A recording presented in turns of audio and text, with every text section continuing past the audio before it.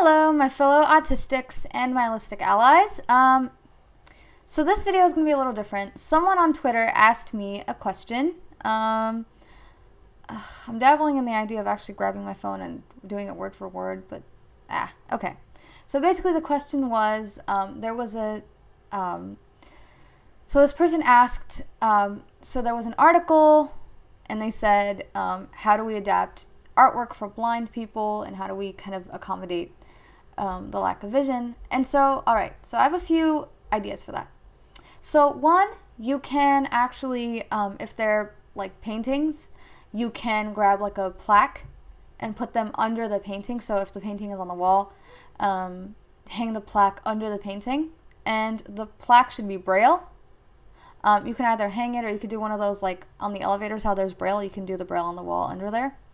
It can be a plaque or it could just be directly on the wall. So, well then again, that's a plaque too. I don't know. Okay, so Braille on the wall under the painting, describing the painting. So for example, I don't know, portrait of a young woman in a dress leaning back in a gold wing chair or something like that. Or you can write the name of the painting, for example, Mona Lisa, which was created in, I'm not sure of the date, I'm sorry, but I'm just going to say like 1880 or something. Like, let's just use that as an example. So Mona Lisa, comma, painted in 1880 or something like that. Something similar like to what the actual print plaque would say next to the painting. So you could do that in Braille. You could do that. You can have, there are museums, I believe, that do what's called descriptive audio, which is more common in movies and TV. They give you like a little, machine, and they give you some headphones, and you basically walk around the museum listening to an audio track narrating the exhibits as you pass them.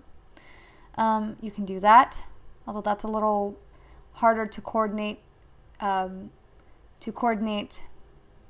assuming that the person goes through the exhibit in order, and which a lot of, like, I'm sure there are people that don't go through a museum from front to back. I'm sure they like to wander around, so that's not always effective, but it can be if you know the person will go through it from front to back, how it's meant to be gone through.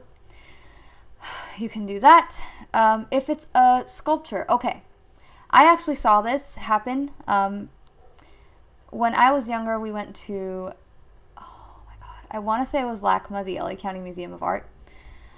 So how it worked was there was a sculpture of the Buddha, and then the museum's staff actually handed me, I was the only blind girl on that trip, I was the only blind person at all in my school during that time. I'm sure it's changed.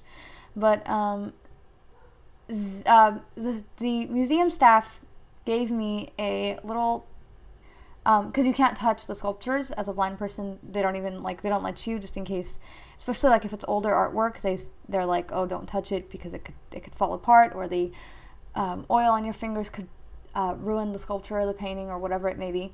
So what they did was they gave me a little tiny replica of the sculpture that was being looked at. So in this case it was the Buddha, and I remember the replica was very, like, it was rounded out. The Buddha was very kind of rounded out, and I was able to feel, his head and his, however that, it's still not as good as vision, but it's something. So you're able to kind of, especially if the blind person has an assistant with them, where they have someone sighted, the sighted person can guide them and say, well, their eyes are, like, the eyes are blue and the nose is round, and you can feel the roundness, but, like, they can say, like, they can kind of guide as the person is feeling the little replica of the sculpture. So you can do that. You can always, you can have someone assist a blind person. You can have someone employed.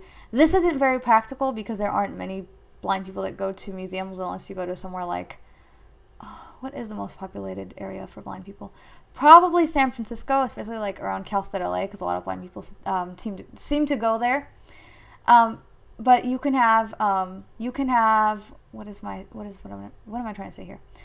You can always have someone employed at the museum or at the place who is specifically there to guide a blind person who walks in, and show them around and kind of explain the exhibits. Another idea that might work, this is along the same lines as the little replica that I just talked about. You can literally have the exhibit recreated, like the whole room of exhibits. It might be some work, but you can literally have them recreated in another room. So like maybe next to the actual exhibit, there's a little room with all of the same things as the larger exhibit, but in miniature form and able to be touched, made of newer material. I don't know, you would have to employ like an artist to do that, but you can do that. For pictures, like in magazines, you can always, like I said, you can do captions, just like in the paintings, you can do braille on the paper, I'm sure. Twitter is already employing, online, they're already employing image descriptions. It's very amazing. So like a young woman in her 20s sits behind an iMac and considers the screen, for example, would be one.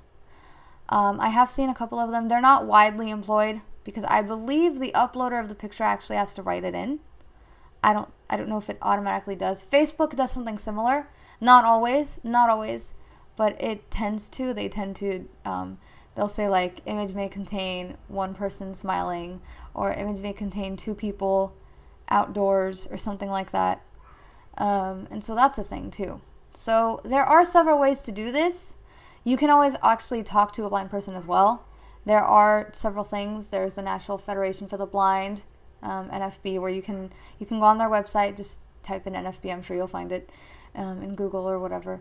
You can go on there and, ask around. You can go on Facebook groups. I'm sure there are like blind improvement Facebook groups.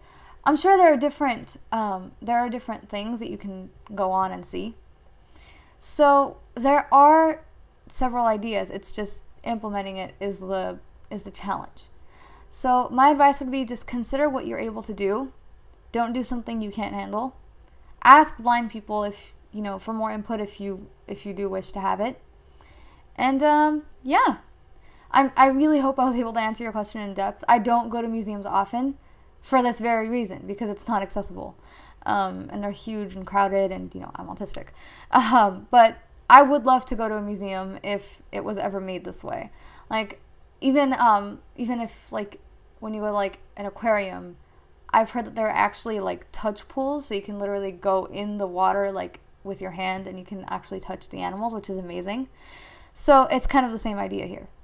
There, like I said, so just as I was saying, just consider the options available that I just mentioned.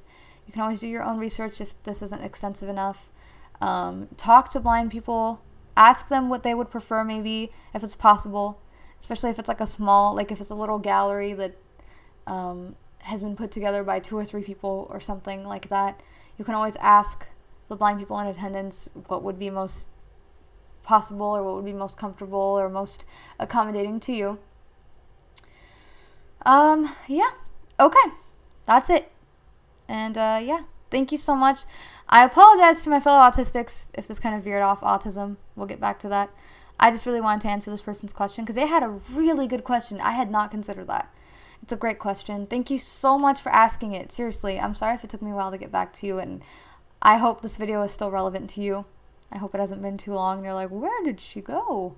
I really do hope that this helped. If you have any questions, again, you can ask me on Twitter directly. You can comment to this video. You can my email is in the description, or not in the description, in the channel page. Like when you go to my channel, you can see the About page or the About tab. My email is down there. It's for business inquiries, and it's there. If you want to ask things, if you have a requested video, I do check my email. If you have any questions, again, just feel free to ask them. All right, thank you so much. Like, comment, and subscribe, and I'll see you guys in the next one. Bye.